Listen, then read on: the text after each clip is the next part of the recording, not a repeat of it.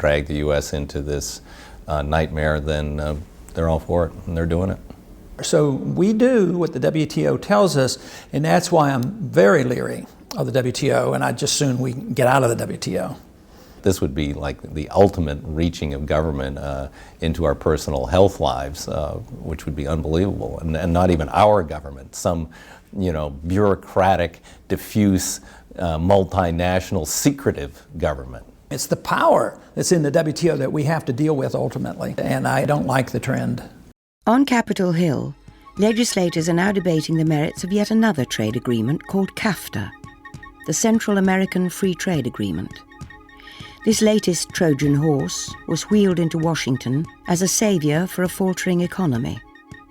But as consumers in Europe could confirm, it will only lead to more backroom deals that could spell the end of health freedom as we know it.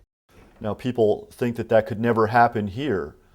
Probably at one time people in England thought it would never happen there, and yet their government has ignored over 1 million signatures on petitions on this issue, saying, sorry guys, we are now a member of the European Union and we must harmonize to European law. If we aren't careful in our hemisphere, the same thing will happen as a result of the free trade area of the Americas. But the trend towards the WTO, NAFTA, and now CAFTA being used to harmonise laws and regulations to favour pharmaceutical interests has long been a reality in the European Union. German representatives at Codex began to push the idea of creating safe upper limits on vitamins and minerals, and this was favoured in the UK until Dr. Robert Verkerk began orchestrating a precise legal, scientific and public relations strategy to stop it. His organisation, the Alliance for Natural Health, brought a landmark legal challenge to the EU Food Supplements Directive. In April 2005, the Advocate General in the European Court declared that the EU directive should be declared invalid under EU law. In July of 2005, UK and European consumers will discover the fate of this legal battle, and it is anything but a sure win. What's coming down the line from Codex and from Europe is very disturbing. First, you got 450 million people over there. Secondly, they have the most restrictive nutrient access of any of the free world. Third, you just had a woman in France arrested and is now undergoing trial for selling 500 milligrams of vitamin C tablets. Between the draconian regulations of the EU Supplement Directive and the ominous Codex guidelines, which will be voted on in July 2005, there is little doubt that health freedom lies in the balance, in Europe, in America, and throughout the world. The World Health Freedom Foundation is supporting this movement in Europe, because there's no question if we stop it in Europe, its effect on the United States will be less. And anyone who thinks that Codex or the European Union or the World Trade Organization, when it comes to very restrictive policies in Europe, is not going to have an effect on the United States is crazy. You got 450 million people over there. They have enormous trade with us. They deal in steel and textiles, etc. And if they are upset with our libertarian policies regarding nutrient supplements, it's going to affect other economic systems. Now, we might have sovereign protection, but good gosh, that will fly away in an instant with the stroke of a pen if a trade agreement is challenged.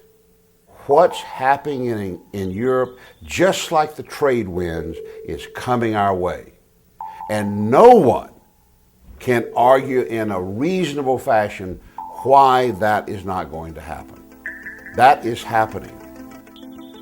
It has been said many times that democracy is the dream of all who are oppressed, the hope of those imprisoned by fear or injustice.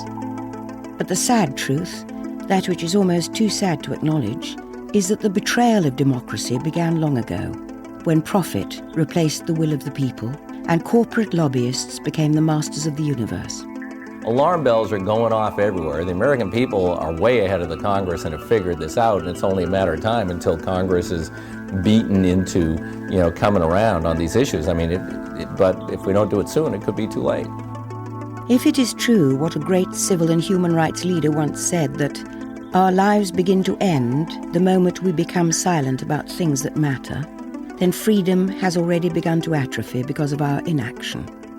Slowly, sovereign rights fade away as surely as the ink on an old declaration is removed by time. The pursuit of happiness, the promise of equality, of personal choice, are chipped away by complacency, and over time become barely visible in the world around us. If we had treasured it more, some say, if we demanded government cooperation, not interference, if we had exercised our freedoms every day, every week, just like the forces of power and money have done, if only. I think that we should all get together and fight for our rights. I think that these are God-given rights.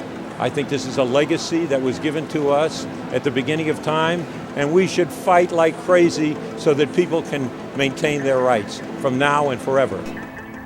There are some who say this is a battle that cannot be won. We are the David, they are the Goliath. But it's too important to sit it out and allow the multinational corporations and the regulators to inform us what our freedom should be. If we don't demand medical freedom of choice, we will lose it. It's critical that the people of Europe, the people of Asia, Africa, the Americas, and the rest of the world come together so that we can protect our health freedom for our generation and those of the future. This, then, is your call to action. It is one of enlightened self-interest, a righteous cause that even the high priests of profit cannot defeat. It is a real drug war, a fight for health freedom, a struggle for human rights. And so you get the government you deserve if you don't speak up. The only way to have good government free from all the things that are happening to us is if the citizens stand up and they're not doing it. They have to stand up and be counted. And if you put enough effort, the good guys win. It needs to be done. Modern medicine has led us to Babylon and a wasteland of expensive and often ineffective options. If we do not act, if we become silent, governments will be free to replace the teachings of all ages with toxic lies.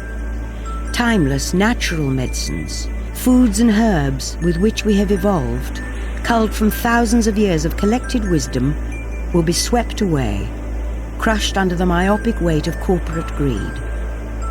Yet we often forget how much power we actually wield, and that we are the creators of our own place on this planet. Amid the sea of faces, there is an honorable cartel forming, one for the benefit of mankind.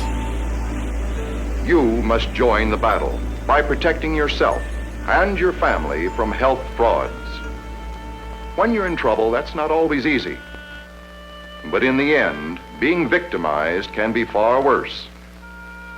It can mean not only your money, but your life.